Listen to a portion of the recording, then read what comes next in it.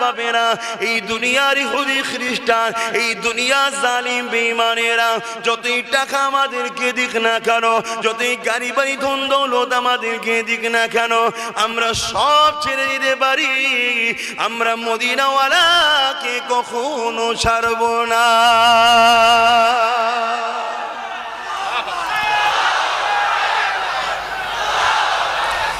এ যুবকেরা, মদিনাওয়ালাকে যারা ধরেছে তারা বুঝেছে কি মজা রয়েছে। যারা ধরতে পারে না তারা বুঝতে পারবে না। বাড়ি দেবো বললাম নেবে না, গাড়ি দেবো বললাম নেবে না, জমি দেবো বললাম নেবে না, ধন দৌলত দেবো বললাম নেব না, সম্মানের পদ দেবো বললাম নেব না, নেব না, কিছুই নেব না। শুধু মদিনাওয়ালাকে নিয়েছি, মদিনাওয়ালাকে নিয়ে রাখবো। দুনিয়ার জমিনের মানুষ মনে করে এরা কত বোকা কত পাগল। না না না বোকা, তোরা বুঝে নিবি কিয়ামতের দিনে, যেদিন মাথার এক বিগদা তিলা খাত পরে আল্লাহ পাক সূর্যকে নামিয়ে দেবে, মাথার এক বিগদা উপরে এক তিলা খাত পরে ওই দিন সূর্যে 12 গুণ তাপ বেড়ে যাবে। ওই দিন সূর্যে তাপে মানুষের মাথাগুলো খিলগুলো গলে গলে গলে গলে পড়তে লাগবে, নিজেদের পাসিনাতে নিজেরা সাঁতার কাটতে লাগবে। এ যুবকেরা, আব্বারা, তরুণেরা, ওই দিনে দুনিয়াদাররা বুঝে যাবে, দুনিয়া জালিমরা বুঝে যাবে, রসুলকে ছেড়েছে যারা তারা বুঝে যাবে, যারা মুনাফিক তারা বুঝে যাবে, যারা ইহুদি খ্রিস্টান তারা বুঝে যাবে, যারা তাদের দালালি করে তারা বুঝে যাবে। এ যুবকেরা, আব্বারা, তরুণেরা, আল্লাহ নবী জানিয়ে দিলেন ওই কিয়ামতের দিনেতে এমনও পাপ পাওয়া যাবে, নিজের ছেলেকে জমিনে শুইয়ে দিয়ে তার বুকের উপরে পা দিয়ে দাঁড়িয়ে যাবে। এমনও মা পাওয়া যাবে, নিজের মেয়েকে জমিনে শুইয়ে দিয়ে তার বুকের উপরে পা দিয়ে দাঁড়িয়ে যাবে। এক কথাতে যার উপরে যার জোর চলবে তাকে জমিনে শুইয়ে দিয়ে তার বুকের উপরে পা দিয়ে দাঁড়িয়ে যাবে। সাহাবারা কাঁদতে লাগলেন, ইয়া রাসূলুল্লাহ, ইয়া হাবিবাল্লাহ, এইরকম কেন হবে? আল্লাহ নবী বলেছিলেন, বাবা সাহাবারা, ওই দিন মাথায় এক তেলা এক হাত উপরে সূর্য নামিয়ে দেবে। ওই দিন সূর্যের তাপেতে জমিনটা পুরে পুরে লাল হয়ে যাবে বাবা, জমিনে দাঁড়াতে পারবে না বাবা। ওই দিন যে যাকে চাইবে জোর করে জমিনে শুইয়ে দে, তার মাথার উপরে পা দিয়ে দাঁড়িয়ে, তার বুকে পা দিয়ে দাঁড়িয়ে যাবে। সাহাবারা কাঁদতে লাগলে, ইয়া রাসূলুল্লাহ, এ হাবিবাল্লাহ, আমাদের কি হবে উপায়? আল্লাহ নবী বলেছেন, বাবা সাহাবারা, চিন্তা করো না বাবা, আমার গোলামদের দুনিয়া আখিরাতে কোনো জায়গায় ভয় না।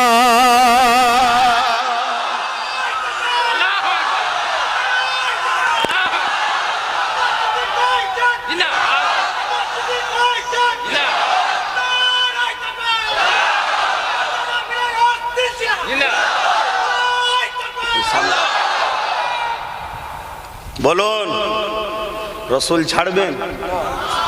রসুল যদি ধরেন মিথ্যা বললে হবে না। রসুল ছাড়বেন? রসুল যদি ধরেন পরের মাল ঝেড়ে খেলে হবে না। রসুল ছাড়বেন? রসুল যদি ধরেন মেয়েদেরকে, বিবিদেরকে, স্ত্রীদেরকে, মেয়ে বেটিদেরকে, মাকে পর্দায় রাখতে হবে। রসুল ধরবেন? তাহলে দুনিয়ার বুকে লোভ করলে হবে না, হালাল ইনকাম করে আল্লাহর খুশির জন্য যেভাবে চলছে চালিয়ে দিতে হবে। নামাজ পড়তে হবে, রোজা রাখতে হবে, গরিবদেরকে ভালোবাসতে হবে। রসুল যদি ধরতে চান তাহলে নিজেদের ঘরে অলি আউলিয়াদের কদমে রাখতে হবে। পারবেন? হে যুবকরা, পারবে? তোমার আব্বারও তোমার বাচ্চাদের কদমে ছিল, তোমরা কি আমাদের সাথে থাকবে? তাহলে দেখো, আজ অনেক বেরোবে বাপ, যুগে যুগে যুগে যুগে বেরিয়েছে, অনেক কিছু বুঝিয়েছে।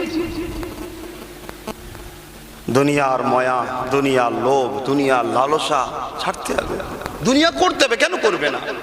যেভাবে সাহাবারা করেছে, যেভাবে ওলি আউলিয়ারা করেছে, যেভাবে ইমাম মুস্তাহিদরা করেছে, যেভাবে আমার আবু বকর সিদ্দিক করেছে, যেভাবে আমার 5 হুজুর কেবলা করেছে, যেভাবে শাহজালাল করেছে, বাইজিদ বুস্তামি করেছে, সুলতান হিন্দ, গরিবে নওয়াজ খাজা মুঈনুদ্দিন চিস্তি আজমিরি সঞ্জালি আল কুরাইশ আল হাসেমি করেছে। জোরে বলুন সুবহান। হযরত আলী কারামাল্লাহু ওয়াজহু বলেছিলেন, হুজুর এই কঠিন দিনে আমাদের কি হবে উপায়? রাসূল বললেন আমাদের যারা গোলাম হবে দুনিয়া আখিরাতে তাদের কোনো অসুবিধা হবে না। सत्य असुविधा है। कायनात को बनाया जिसके खातिर खुदा ने आदम को बनाया, ईसा को बनाया, मूसा को बनाया, हर कायनात को जिसके खातिर ने खुदा ने बनाया। ए आमीना रे तुम्हार गर्भे যিনি রয়েছে উনি হলেন স্বয়ং আল্লাহ পাকের দোস্ত।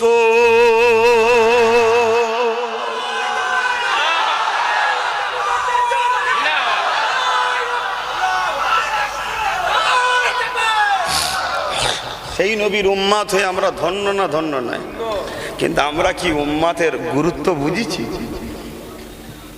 আমরা কি করেছি ভাবুন তো। হযরত আবু বকর সিদ্দিক আহা রাসূলের কদমে যার জানকে কুরবান করে দিয়েছে, আহ কি ভালোবেসেছিল। আল্লাহ নবী যখন মক্কা থেকে ইয়াসরিব মদিনা দিয়ে যেতেছিল, আল্লাহ নবী বলেছেন আবু বকর তুমি আমার সাথী হবে। এ যুবকেরা হযরত আবু বকর সিদ্দিক আমার রাসূলুল্লাহর সাথে যেতে লাগলো। আল্লাহ নবী আগে আগে যায়, আবু বকর সিদ্দিক পিছু পিছু যায়। আল্লাহ নবী আগে আগে যায়, আবু বকর সিদ্দিক পিছু পিছু যায়। ইমাম আগে যাবে, মুক্তাদি পিছনে থাকবে, হুজুর আগে যাবে, গোলাম পিছনে যাবে, মালিক আগে যাবে, খাদেম পিছনে থাকবে। হযরত আবু বকর সিদ্দিক রাসূলুল্লাহর পিছু পিছু যেতে লাগলো। কিছুটা দূর যাওয়ার পরে আল্লাহ নবী দেখতে লেগেছে হযরত আবু বকর আমার রাসূলুল্লাহ ডান সোজা সুজি যেতে লেগেছে। আল্লাহ নবী একবার হাতটা খুলে দেখে নিল, নবী আমার কিছু বলল না। আবার কিছুক্ষণ পরে দেখা যায় হযরত আবু বকর আমার রাসূলুল্লাহ বাদিকে সোজা সুজি যায়। হযরত আবু বকরকে দেখে আল্লাহ নবী একবার হাত ঘুরিয়ে দেখে নিল, কিছুই বলল না। আবার কিছু দূর যাওয়ার পরে আল্লাহ নবী দেখতে লাগলেন হযরত আবু বকর আমার রাসূলুল্লাহ আগে আগে যেতে লেগেছে। আল্লাহ নবী আর দেরি করল না। আল্লাহ নবী বলতে লাগলে হে আবু বকর তুমি আমার সঙ্গে বেয়াদবি করছো, এটা আমি রাসূলুল্লাহ মানি না, এটা আমি মনে করি না, কারণ আমি তোমাকে যা চিনি দুনিয়ার কেউ চেনে না। তুমি আমার জান, যারা মুরব্বী রয়েছেন জিজ্ঞেস করুন। আমি তো ছোট হুজুর পীর কেবলাকে যখন ইন্তেকাল করেন তখন আমি একেবারে হামাগুড়ি বা বিছানায় শোয়া বাচ্চা ছেলে, স্মরণ নেই। মেজে হুজুর পীর কেবলাকে পেয়েছি, যেনারা পেয়েছেন বাপেদের জিজ্ঞেস করুন। বাদশা ছিল, বাদশা। 1 কিলোমিটার 1.5 কিলোমিটার লোক লাইন দিয়ে অপেক্ষা করতো শুধু মুসাফা করে বলে, আবার মুসাফা করে হাতে নজরানা দেবে। আমাদের কো লোক মুসাফা করে দেয় নজরানা, নজরানা দিয়া সন্ন্যাত নিয়াও সন্ন্যাত। কিছু লোক আবার এটাকে টন্টিটকিরি মারে, যা থাকবে, চাল থাকলে কাঁকড় থাকবে, চিটে থাকবে, তো এইরকম ভাবে লাইন দিত। কিন্তু দুনিয়ার মধ্যে ছিল ঠিকই, কিন্তু দুনিয়াদার ছিল না। পাকে থাকবে, গায়ে কাদা লাগবে না, দুনিয়ার মধ্যে ছিল কিন্তু দুনিয়াদার ছিল না। অতএব দেখুন দুনিয়াতেও তেনার কোনো অসুবিধে হয়নি, আখিরাতেও তেনার অসুবিধে নাই। বলুন সুবহানাল্লাহ। পরিবর্তন হন। আপনারা যদি মনে করেন ওলি হওয়াটা শুধু হুজুরদের কাজ, এটা ভুল। ওলি কোনো ব্যক্তিগত কেউ হবে এমন ব্যাপারটা নয়। যে আল্লাহকে খুশি করবে, যে রসুলকে খুশি করবে, সেই ওলি আউলিয়া হয়ে যাবে। জোরে বলুন সুবহানাল্লাহ।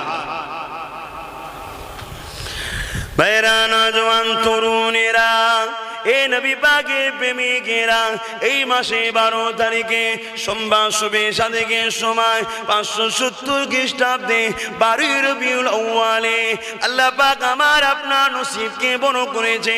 এই যুবকেরা, সর্বকালের সর্বশ্রেষ্ঠ আল্লাহ পাকের নিয়ামত ওমার সাল্লাকা ইল্লা রাহমাতাল লিল আলামিন করে আল্লাহ পাক তিনি তিনার দোস্তকে আমার আপনার বিশ্ব মানুষকে মুক্তি দেবার জন্য আল্লাহ নবীকে আব্দুল্লাহ হুজুরের ঘরে আমিনা হুজুরের কোলেতে নূরে মুজাসসামকে পাঠিয়েছিলেন।